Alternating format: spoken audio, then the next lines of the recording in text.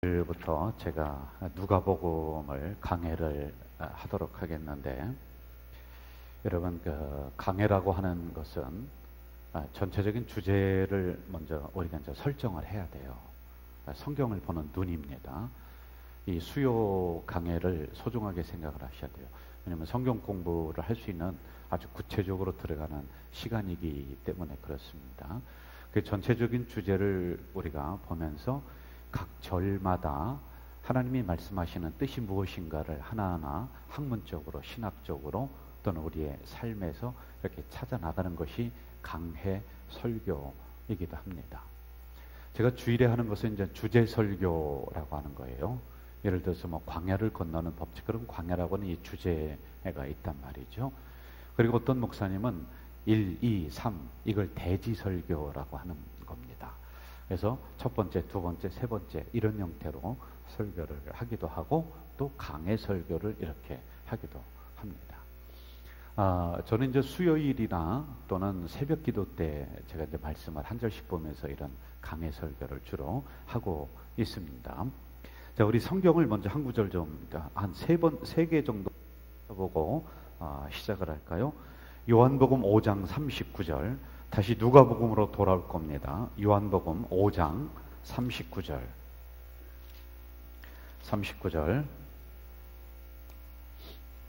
같이 한번 읽을까요? 요한복음 5장 39절입니다. 시작. 너희가 성경에서 영생을 얻는 줄 생각하고 성경을 연구하거니와 이 성경이 곧 내게 대하여 증언하는 것이니라. 아멘. 로마서 1장 22절로 가봅시다. 로마서 1장 22절. 로마서 1장 22절.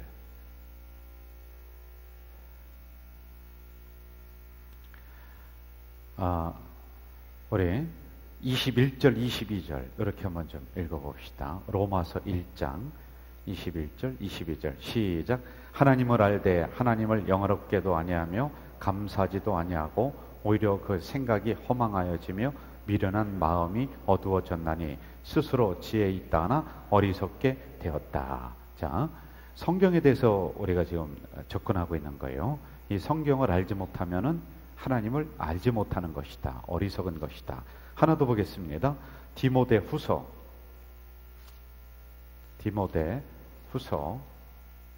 3장 15절. 디모데후서 3장 15절 찾으셨나요? 예, 같이 한번 읽어보겠습니다. 시작. 또 어려서부터 성경을 알았나니 성경은 능히 너로 하여금 그리스도 예수 안에 있는 믿음으로 말미암아 구원에 이르는 지혜가 있게 하느니라. 저를 보시죠. 우리가 성경을 모르면은 하나님을 알기는 알되 그를 영화롭게 하지도 못하고 하나님의 뜻이 무엇인지도 모른다라고 하는 이 로마서에 나와 있는 것. 그러므로 성경은 이것이다 라고 하는 부분들을 우리가 누가복음을 통해서 이제 하나하나 짚어 나가려고 합니다. 여러분, 몇 가지 우리가 용어 정리를 하고 가야 될 것 같은데 한번 저를 보시죠. 한번 따라해 볼까요? 마태복음, 마가복음, 누가복음, 요한복음. 이 네 가지를 가지고 사복음서 이렇게 이야기를 하고 있습니다. 그리고 마태, 마가, 누가복음 요 세 가지를 공관복음이다 이렇게 얘기해요. 따라해 봅시다. 공관복음. 이제 사복음서의 전체적인 주제는 예수 그리스도란 말이죠. 그런데 그러면은 왜 세 가지 마태, 마가, 누가복음만 따로 공관복음이라고 했느냐? 여기에는 내용들이 굉장히 많이 겹쳐지기 때문에 공관복음 이렇게 이야기를 한 겁니다. 그럼 이 전체적인 주제가 뭐냐는 것이죠. 사복음서의 전체적인 주제는 여러분들에게 복사를 해서 나눠줬죠. 전체적인 주제가 뭘까요? 예수 그리스도. 한번 같이 해봅시다. 예수 그리스도.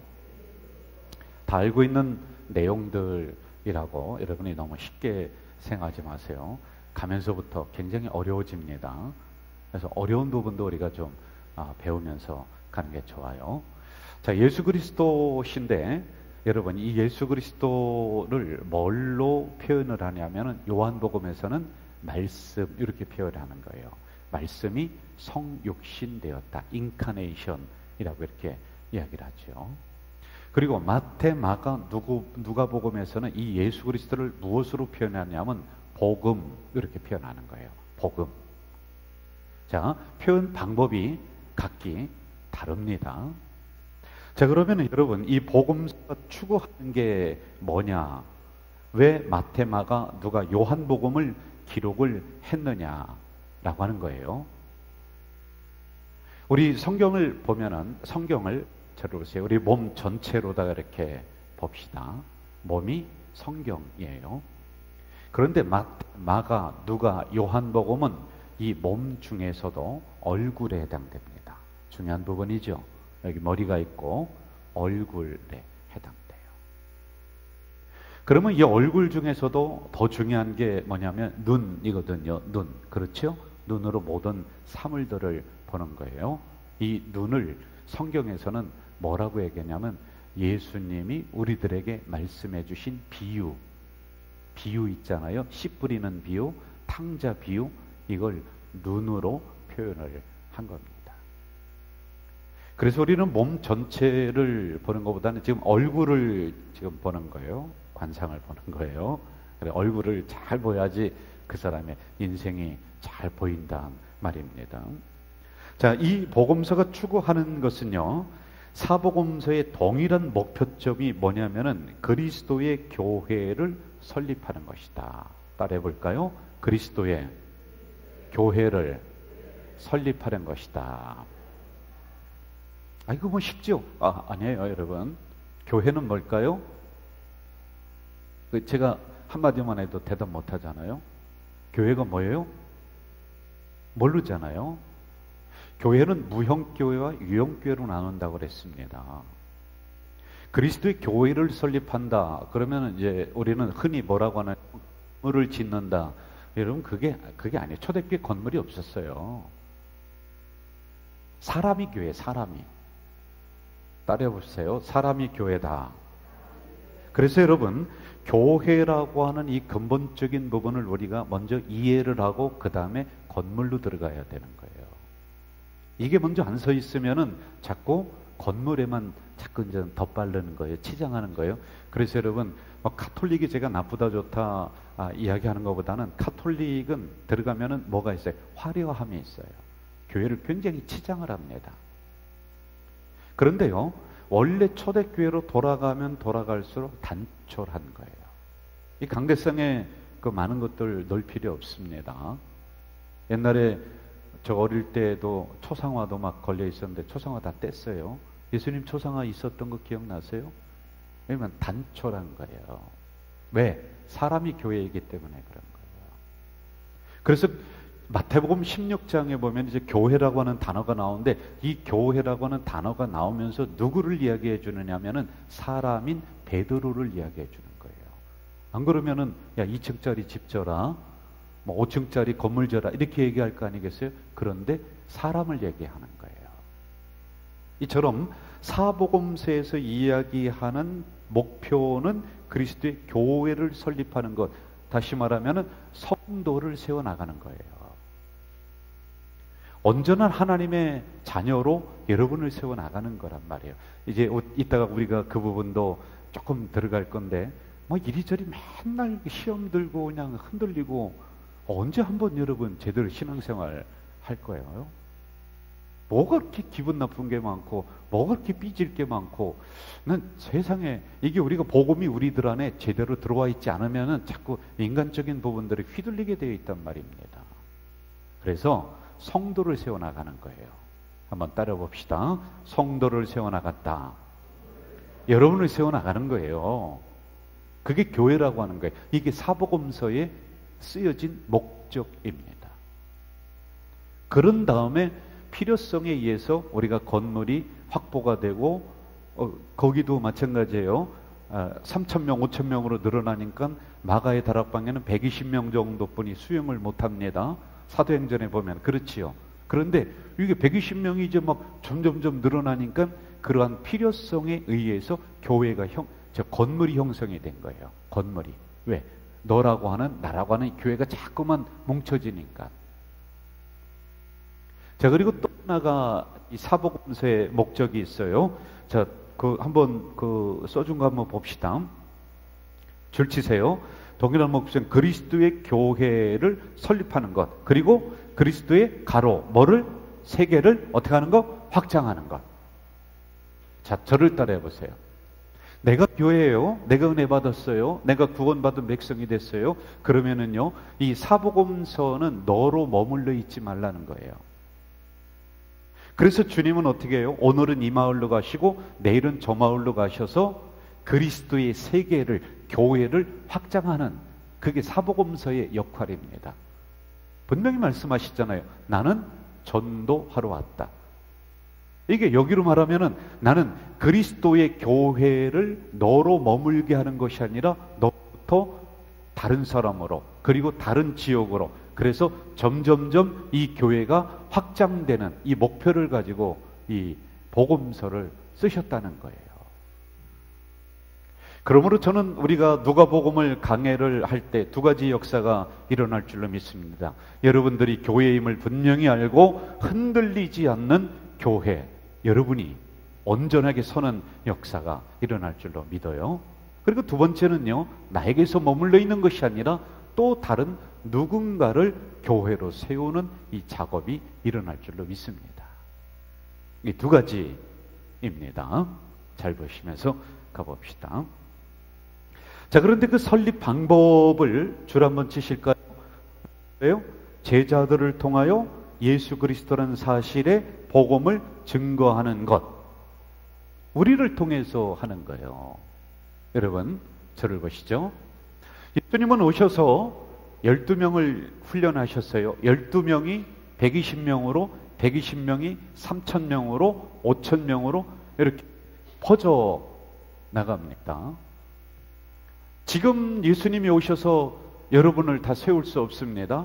그러므로 이 땅에 5만 개의 교회를 세우시고 약 6만 명의 목회자를 하나님이 세우셔서 여러분을 교회로 설립하게 하는 거예요. 그렇지요? 자, 그럼 여러분이 교회가 되었습니다. 그럼 두 번째, 여러분들에게 위임을 했다는 거예요. 위임.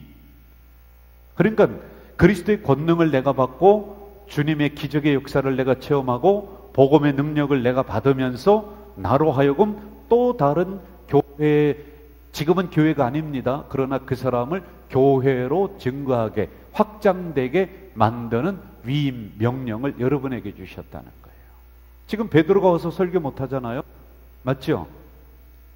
지금 예수님의 제자가 와서 우리 교회에서 그러므로 저에게 위임을 하신 거예요. 이 땅의 목회자들에게 증거하도록, 그리고 여러분을 훈련시키도록, 그러면서 하나님의 교회가 점점, 하나님의 백성들이 점점 넓어질 수 있도록 이렇게 만들었다. 이 방법론적인 부분이란 말이죠. 자, 그러면은 특징들 한번 좀 봅시다. 마태, 마가, 누가복음의 특징이에요. 자, 여러분 저를 보실까요? 이거 들어가기 전에요. 저의 특징도 따로 있을 것이고요. 이용돈 목사님의 특징도 따로 있어요. 사람들마다 제가 비교하지 마라라고 하는 것은 그 사람들의 타고난 하나님이 주신 특징이 있어요. 기질이 있어요. 그러니까 하나님이 그렇게 사용을 하시는 거란 말이에요. 12제자의 성격을, 유형을 이렇게 어느 심리학자가 딱 평가를 하면서 정리를 했더라고요. 그런데 12명의 제자의 성격이 다 이 땅에 있는 모든 사람들의 성격이 그 안에 다 들어가는 거예요. 예를 들어서 베드로는 다혈질이다. 다혈질 사람 있잖아요. 그래도 주님 제자 될 수 있다는 거예요. 가룟 유다는 머리가 비상해요. 막 이기주의적이고 막 그런 사람도 예수님의 제자 들어올 수 있다는 거예요.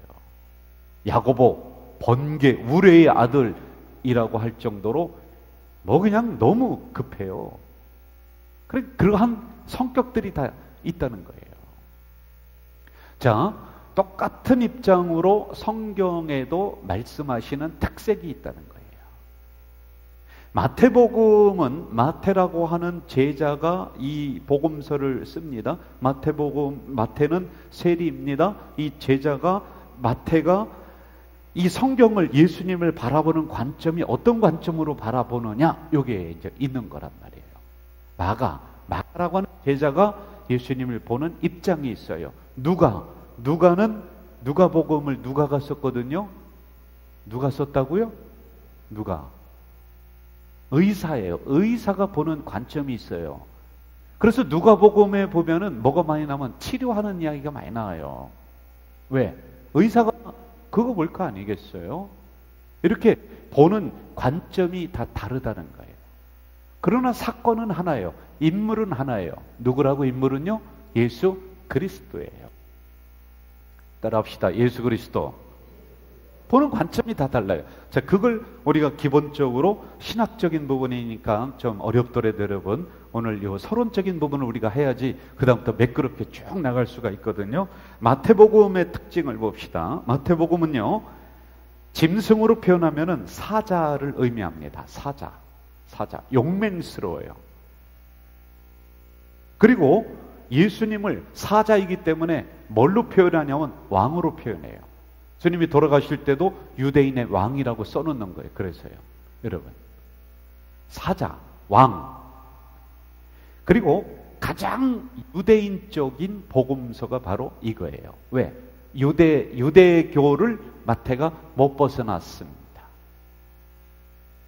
그래서 다른 민족들에게 복음이 증거되는 것보다는 오늘은 이 마을이라고 하는 것은 유대인에게만 이렇게 이제 한정을 시켜놓는 게 마태복음이란 말이에요. 물론 이제 그 다음에 가면서는 약간 이방인들로 이렇게 벗어나기도 합니다. 확장이 되기도 합니다만, 하여간 예수님은 누구를 위해서 오셨느냐? 우리 민족을 위해서 오셨다. 이렇게 국한을 시켜놓는 게 마태복음이에요. 여러분, 오늘 그 반응이 좀 별로 어려우신 것 같은데 어렵습니까? 어려워요? 들을만해요? 예, 그 반응을 좀 해주셔야 돼요. 리액션이 있어야지 목사는 좋은 거예요. 한번 따라해봅시다. 아멘. 따라해봅시다. 들을만하다. 이해가 된다. 그거 좀 이렇게 좀 해주세요. 뭐 그냥 뻘뚱멀뚱 그냥 먼 동산 쳐다보듯이 하니까 이게 듣는 건지 안 듣는 건지. 자, 한번 1번을 보세요. 1번. 초대교회로부터 가장 애용되던 복음서. 요 복음서를 많이 읽었다는 거예요. 2번. 딱 읽어볼까요? 시작. 유대민족을 대상으로 기록했고, 그 다음에 어디로? 이방으로. 그러니까 최우선이 누구냐? 내 민족이야. 우리야, 우리 교회야. 이게 마태복음의 특징이라고 하는 거예요. 그래서 예수님과 이스라엘의 관계에 초점을 맞추고 있는 거예요. 예수님은 이스라엘을 위해서 오셨다. 예수님은 이스라엘의 잃어버린 양을 찾기 위해서 오셨다가 마태복음의 특징입니다. 자, 그 다음에 세 번째 제가 읽을게요. 유대적인 생활 풍수, 팔레스타인의 장소. 왜? 유대인에게만 오셨다라고 하는 이 생각이 있어요. 거기 있는 걸 많이 끄집어내는 거예요. 여러분. 자, 저를 보세요. 제가 다른 교회 가서 목사님들 보면서 서로 이야기할 때 주한교회 자랑을 많이 할까요? 가자지을교회 자랑을 많이 할까요? 대답을 해주세요. 저 뒷동네는 오늘 조금 뭐 좀 이상한 것 같아요. 다시 한번 어디 이야기를 많이 할까요? 가자지을교회죠. 나는 우리 집인데, 우리 교회인데 이게 똑같다는 거예요. 지금 이런 부분들 이런 말이죠. 자, 그다음에 네 번째면은 율법 자체에 깊은 관심을 보이고 있다. 왜? 유대인의 입장이니까. 유대인은 율법주의자, 구약 이렇게 되는 거예요. 그렇죠? 자, 그다음에 여섯 번째, 이스라엘의 실패와 함께 새로운 공동체로서 교회 설립에 초점을 맞추고 있다. 그래서 저를 따라 봅시다. 마태 공동체, 마가 공동체, 누가 공동체, 바울 공동체, 이렇게 공동체를 말하는 거예요. 공동체. 왜냐하면 개인은 실패하는 거예요, 여러분. 우리가 함께 할 때 하나님의 역사가 일어나는 거예요. 그래서 우리는 뭐라고 그래요? 가좌 공동체 이렇게 하는 거예요. 한번 옆 사람 보면서 당신이 나고 내가 당신입니다.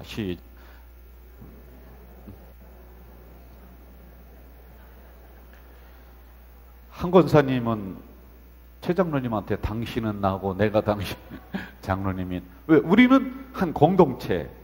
이게 성경에서 항상 강조되는 부분들입니다. 자, 그 다음에 7번째, 이 교회는 유대인만이 아니라 이방인에게 아까 얘기했습니다. 8번째, 예수님을 뭘로? 왕적 권위, 왕이야, 사자야, 사자, 사자. 이걸 표현하는 거예요. 자, 마가복음 가봅시다. 마가복음. 신학적인 것도 좀 어려워도 해야 돼요, 여러분들. 마가복음은 무거운 짐을 지고 가는 소로 표현을 해요. 그래서 여러분 성경을 보면은 마가복음에는 예수님의 고난의 기록이 많아요. 왜?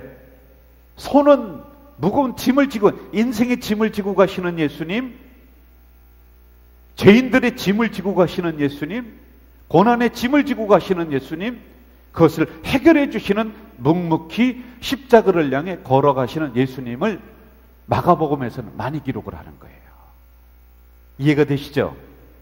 자, 마태복음 뭐다? 사자. 마가복음 소. 별걸 다 합니다, 제가. 그리고 마가복음 보면은 막 그냥 그 흐름이 굉장히 빨라요. 빨라. 팍팍팍팍. 역동적이라고 하는. 역동적. 그러면서 어디로 초점을 맞춰요? 예수님의 고난에 초점 맞춰요. 왜? 소기 때문에. 소. 여러분 소 키워봤어요?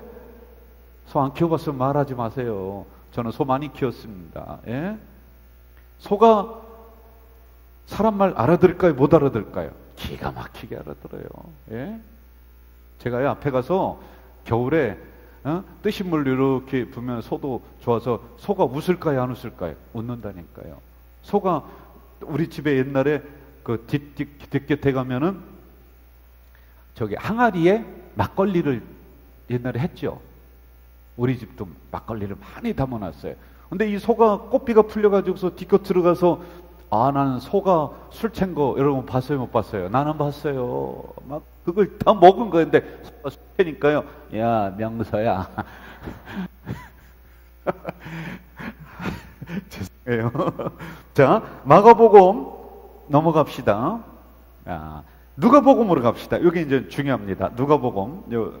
복음서 한 번씩 훑어봅시다. 자, 누가복음은 저를 보세요. 예수님을 뭘로 표현하느냐면 사람의 아들, 인자, 이걸로 표현해요.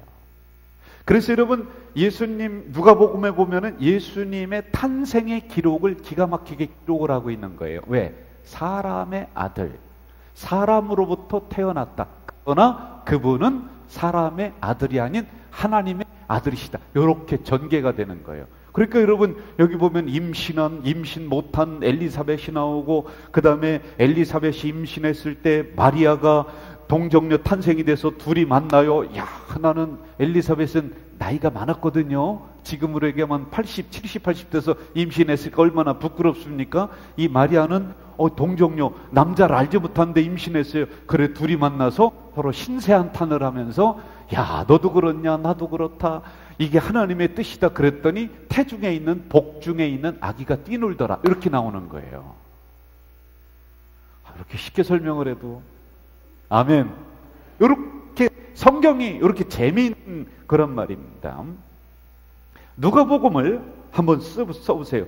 지구상에서 존재하는 가장 아름다운 책이다, 이렇게 얘기해요. 이게 기가 막힌 거란 말이에요. 자, 1번, 당시의 의학 용어나 의학적 표현이 많이 등장을 한다. 그래서 뭐 침 발라라, 뭐 발라라, 뭐 이런 것들이 이제 많이 나옵니다. 여기에. 왜? 누가는 직업이 뭐다? 의사. 따라요. 의사이기 때문에 그래요. 그래서 그는 가르치는 사람을 의미하는 교사군 선생만이 아니라 선구자를 의미하는 스승이라는 용어를 계속 사용하는데, 이는 왜 그러냐면은 의료계의 관습이 여기 있기 때문에 선생 뭐 이런 형태로다가 표현하는 거예요. 그 다음에 3번, 4번을 읽어봐요. 많은 찬송들이 이 안에 있다. 마리아의 찬가 뭐 이런 부분들이 있어요. 이거는 무슨 소리냐면, 저를 보세요. 여기가요, 여기가 초점이 마태는 유대인, 내민족이야. 내민족. 누가는 누구냐면은, 누가 어디에 관심이 있냐면 이방인, 약한 사람, 여자. 그래서 과부가 나오고 누가복음에 보면 여자 이름을 불러주는 거예요. 그래서요, 관심이 거기에 있는 거예요. 예? 그러니까 이 누가는, 유대인들은 이스라엘의 전통에 대해서 잘 알고 있을까 모를까? 알죠. 그런데 이방인들은 알까 모를까? 모르죠. 그렇기 때문에 마리아의 찬가 뭐 이런 것을 가지고 와서 이방인들을 가르치는 거예요. 이런 게 있다. 아멘. 네, 감사합니다. 자, 그 다음에 5번 보세요.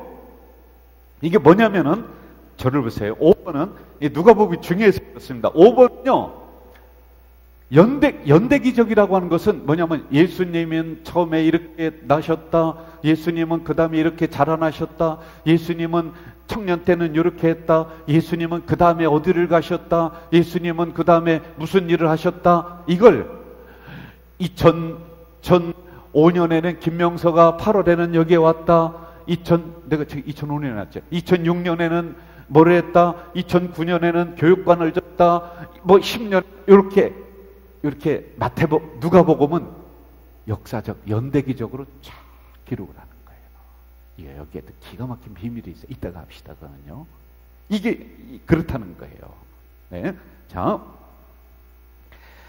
6번 봅시다. 성령의 사역이 강조되고 있다. 봅시다. 성령. 그래서 저를 보세요.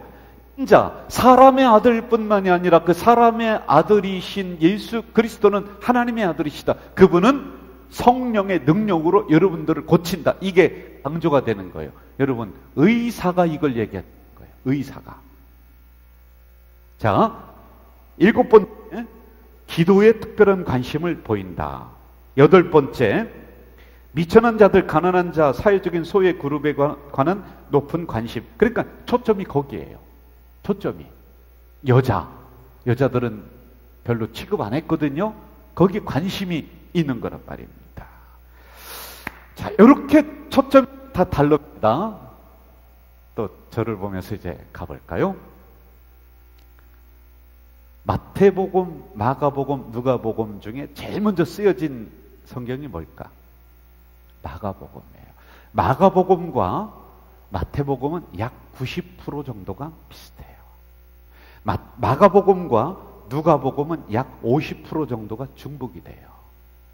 그럼 여러분, 제가 여쭐게요. 왜 3개씩이나 필요해? 하나만 있으면 되지. 왜 마태, 마가, 누가, 요한복음은 좀 특색이 있으니까 그렇다고 쳐. 하나만 있으면 되지. 왜 4개씩이나 이렇게 있어요? 요한복음도 중복되는 게 있거든요. 그런 생각 안 해봤어요? 비슷한 내용인데 이렇게 뭐 3개, 4개씩이나 이렇게 기록을 하고 있을까? 여러분, 여기에는 기가 막힌 하나님의 섭리가 이 안에 담겨져 있단 말이지요. 자, 어디를 보느냐면은 2페이지를 가봅시다. 2페이지.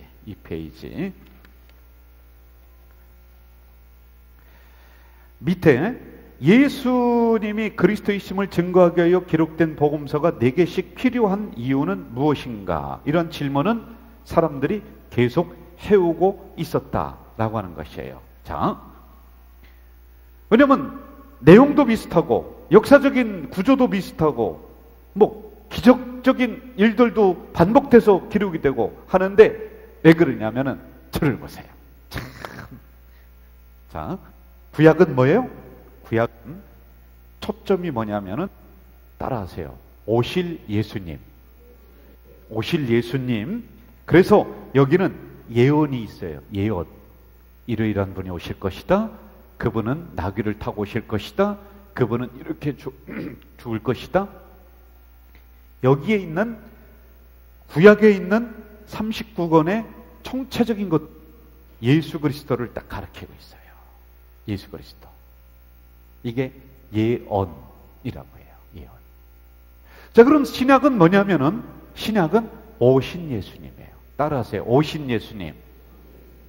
이게 구약과 신약이 오실 예수님, 그리고 오신 예수님에 대해서 오실 예수님을 계속 이야기해주고 있단 말이에요. 그런데 이 오신 예수님에 대해서 복음서 하나만 가지고 기록을 했을 때는요, 여기에 대한 이것을 받아들이는 사람들이 이 복음서, 구약에서 예언했던 것들에 대한 이 부분이 믿음이 약해져. 그래서 마태, 마가, 누가, 요한이라고 하는 이름을 펼쳐놓고 입체적으로 이 예수님은 구약에서 말씀하신 우리의 메시아시고 우리의 구주시라고 하는 것을 마태복음이 입증하고, 마가복음이 이렇게, 그리고 누가복음, 요한복음이 총체적으로 이 언약에 대해서 입증하는, 그래서 여러분 4개의 복음서를 펼쳐놓은 거예요. 이해가 되셨나요? 할렐루야. 오늘 참 어렵다 생각하지 마시고 오늘만 잘 넘기면 다음 주부터는 이제 매끄럽게 이제 본문으로 이렇게 나가니까 이게 뭐냐면 구약의 언약을 총체적으로 이루기 위하여다. 총체적, 마태, 마가, 누가, 요한이 이 구약에서 예언하셨던 이 예수님을 다각적으로 분석을 하면서 그분이 바로 예수님이야. 그래서 예수님이야. 그래서 우리의 메시아야. 그래서 우리의 구원주시야 라고 하는 것을 이야기해 주고 있는 거예요. 복음이 그걸 얘기해 주고 있는 거예요. 할렐루야. 이게 그 내용이란 말입니다. 자, 어디를 보느냐면 이러한 맥락에서 3페이지 중간쯤 볼 때 복음서는 구약의 언약의 성취된 적인 면에서 충실하게 입체적으로 증거하고 있기 때문에 4개의 단원으로 기록된 것은 너무나 타당하고 필연적인 거예요. 자, 이용도 목사님 제가 좋아요? 네. 우리 목사님이에요? 그렇죠, 좋죠. 네. 제가 교회를 참 사랑하죠. 이렇게 얘기했어요. 우리 강 선생님한테 똑같은, 제가 교회를 사랑하고 좋죠. 그분 두 분이 얘기했어. 저쪽 홍 집사님은, 제가 담임 목사가 교회를 사랑하는 거 느끼세요? 저 뒤에 있는 양 권사님한테, 담임 목사가 교회를 사랑하는 거 느끼세요? 4분이 똑같이 얘기하니까 나는 진짜야. 나는 진짜야. 이해가 되죠? 이러한 입장으로 4개를 펼쳐 놓으셨다라고 하는 거예요. 자, 이러한 입장에서 여러분 한 가지 우리가 주목해야 될 게 있는데, 그러면은 하나님, 마가복음이 제일 먼저 쓰였고 이걸 다른 복음서가 따로 했다고 했는데 왜 마태복음이 맨 앞에 마태, 마가, 누가 이렇게 있습니까? 이걸 궁금해할 수도 있어요. 여러분 마태복음으로 한번 넘어가 볼까요? 마태복음 1장 1절. 마태복음 1장 1절 한번 봅시다. 시작. 아브람과 다윗의 자손 예수 그리스도의 계보라. 자, 저를 보세요. 제가 물어볼게요. 아브람과 그 다음에 누가 나와요? 다윗의 자손. 자, 아브람과 다윗은 구약의 인물이에요? 신약의 인물이에요? 구약의 인물이에요. 그렇죠? 그러면은 예수 그리스도는 어디에 뿐이에요? 예수 그리스도로부터 신약이 시작이 되는 거예요. 그렇죠? 그럼 이게 뭐냐면은 이 마태복음은 구약에서 말씀하시는, 예언하셨던 그분은 바로 예수 그리스도라고 하는 것을 구약과 신약을 연결해 주는 게 바로 마태복음 1장 1절이에요. 그래서 이 부분이 앞에 들어온 거예요. 왜?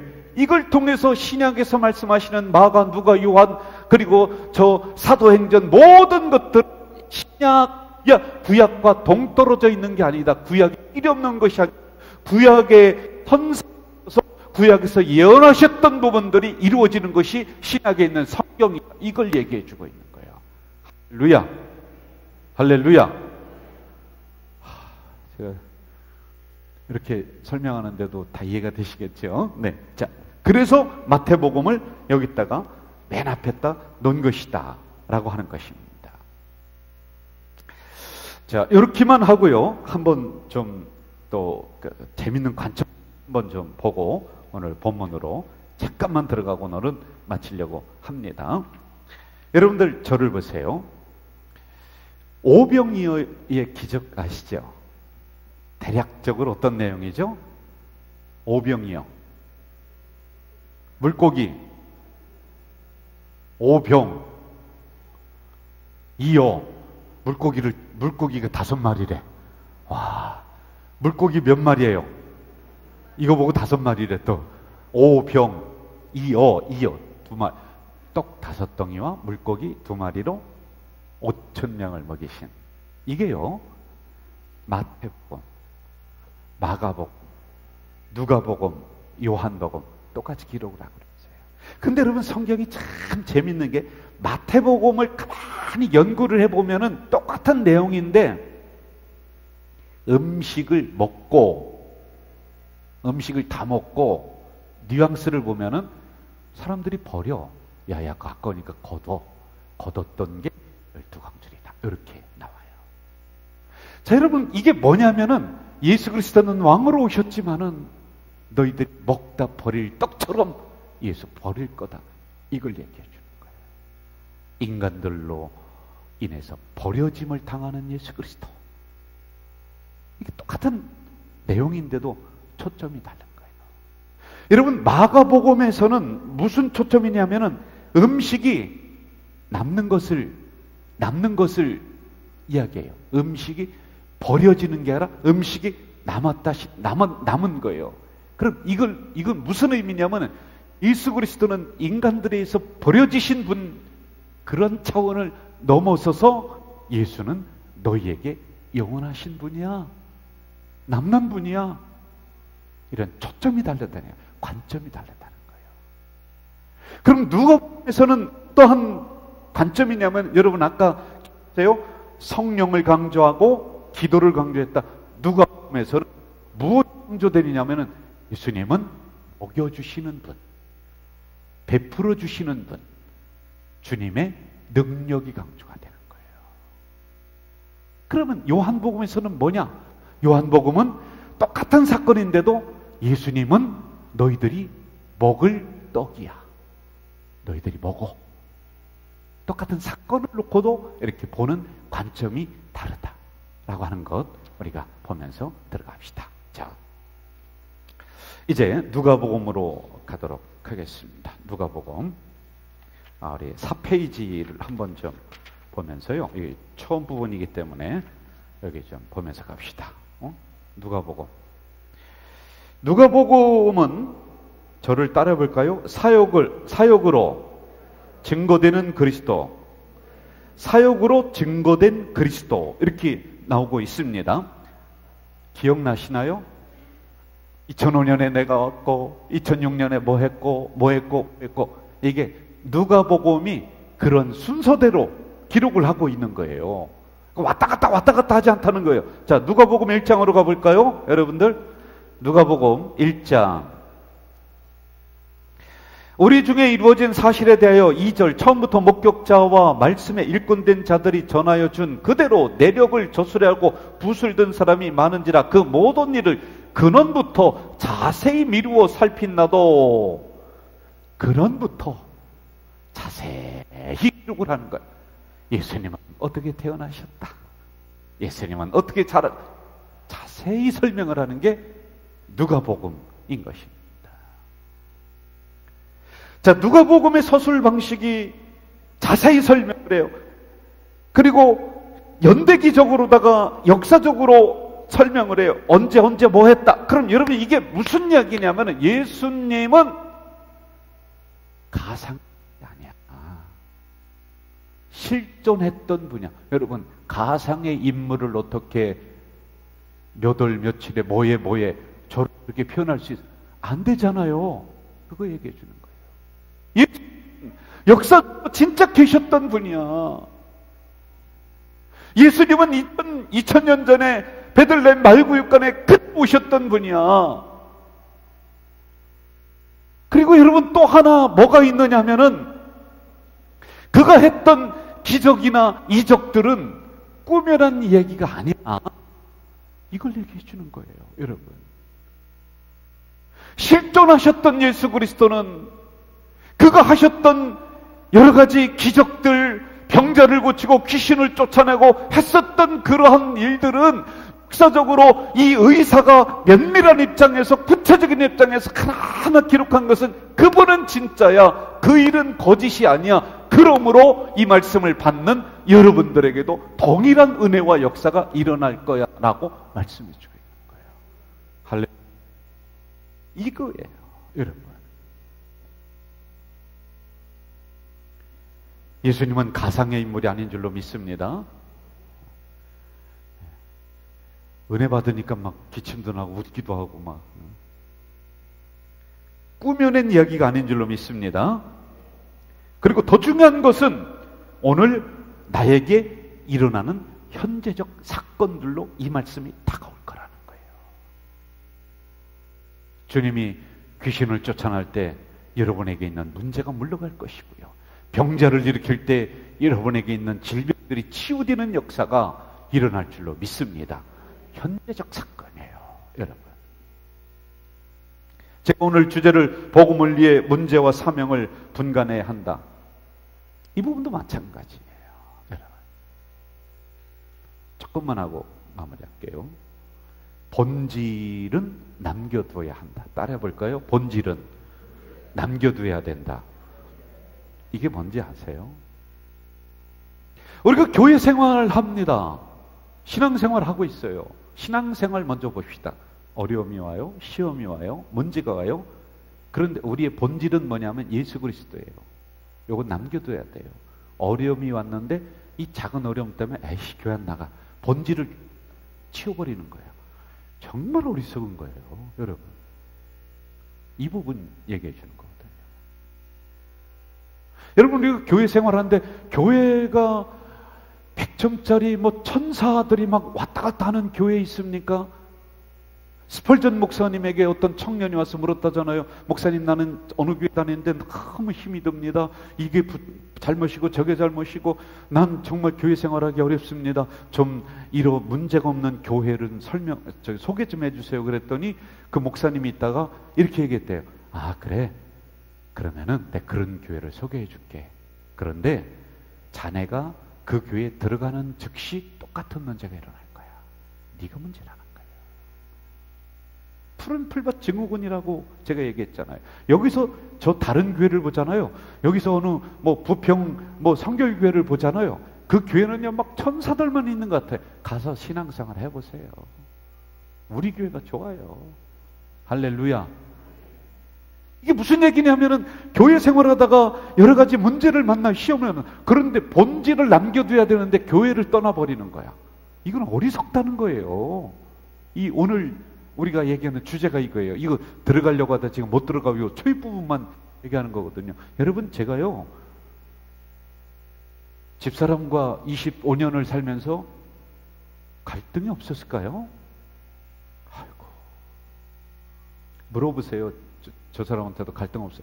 아마 다시 결혼하라고 한다면 다시 한번 생각할 거요. 나도 마찬가지예요. 에? 그렇다고 내가 이혼할 수는 없잖아요. 고쳐가는 거죠. 교회도 고쳐가는 거죠. 어떻게 여러분 세상에 완벽한 교회를, 그게 아닌 거예요. 본질은 그냥 돼야 돼요. 본질은요. 아무리 시험이 오고 아무리 어려우고 아무리 문제가 많이 일어난다 할지라도 내가 가고 있는 그 길은 가야 돼요. 내가 붙잡고 있는 십자가는 붙잡아야 돼요. 내가 맡겨진 사명은 사명대로 해야 돼요. 할렐루야. 제 가장 친한 후배 목사님이 몇 년 전에 정말 형제처럼 제가 가까이 지나고 한 30년을 지냈던 친구인데 몇 년 전에 저랑 갈등이 조금 일어났어요. 아무것도 아니에요. 무슨 이야기를 하다가 요 안경 이야기를 하다가 예를 드는 거예요. 이거보다 더 시원찮은 이야기예요. 하다가 뭐 주거니 받고 전에는 안 그랬는데 약간 고집이 나와. 나도 고집이 나와. 그러다가 자존심이 나와. 나도 자존심이 나와. 그러다가 승부욕이 불타. 나도 승부욕이 불타. 에이씨하고 바꾸랬켰대요. 그래 삐져가지고 나 집에 왔어요. 그쪽에서 연락하는데 연락도 안 받고 내가 말이야. 나중에는 뭐 때문에 싸웠는지도 몰라.